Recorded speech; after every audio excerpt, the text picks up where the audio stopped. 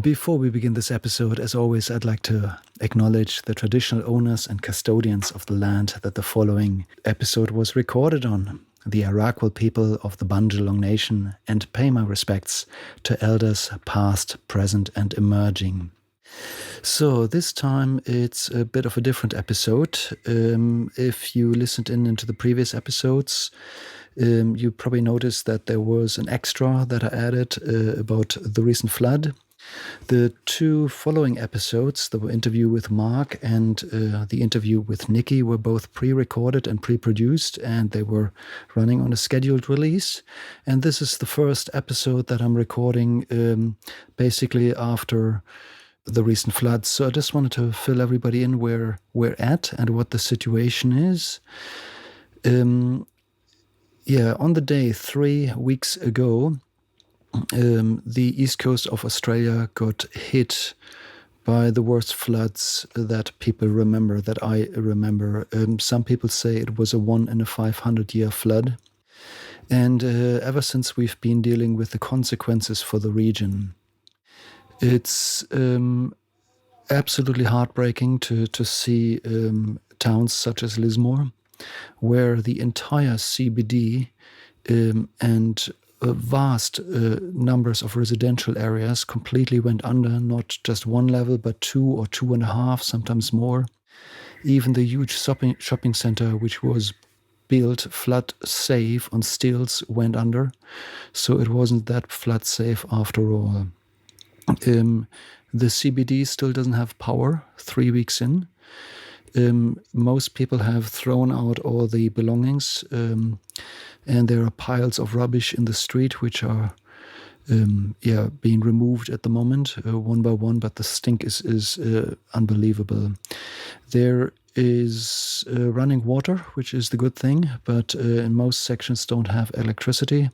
That means none of the businesses are open. There are no restaurants, there are no cafes, there is no McDonald's, there is nothing. There are no gas stations.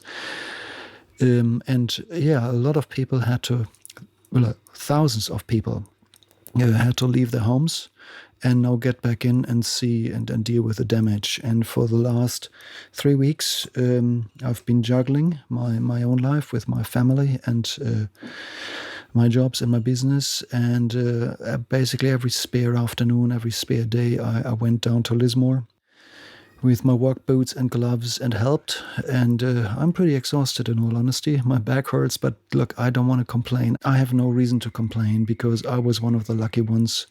I still have a house to come back to. We will probably see some government support coming in over the next few, weeks, month, we will see. The government response has been very slow in many ways, but okay, that's another story for another day. However, it is my experience that a certain industry probably get the big bulk of all the support available, and it's often the artists and musicians who get very little, if nothing.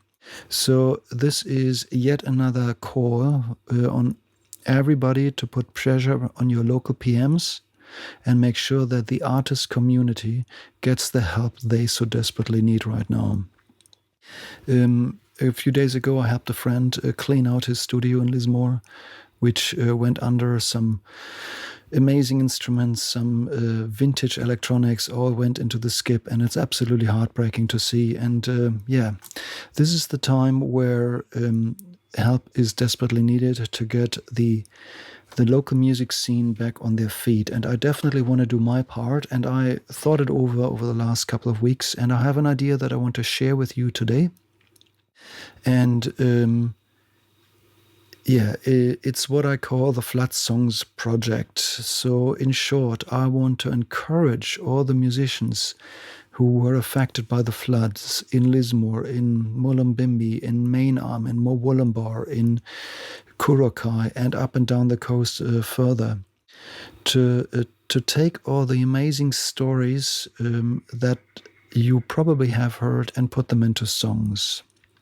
So every time I run into people, everybody shares their own stories, and among those are some absolutely mind-boggling stories of what happened when the flood hit. Just yesterday, I spoke to a friend who rescued his partner and 3-year-old daughter. They got picked up in a boat from the house, and then he went back in after dropping his family off at his mother-in-law.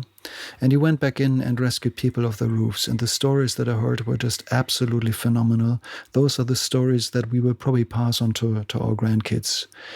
So just to give you a bit of an idea of what's going on there. And there are so many stories that are floating around right now. And I would like to ask all musicians to please put these stories into songs and pick up your guitar if you have one, or reach out to me. You can borrow mine, and put your stories into a song. And I would like to then offer to tour around, pack my car full of a bit of gear and tour around, come to your place and record the songs with you.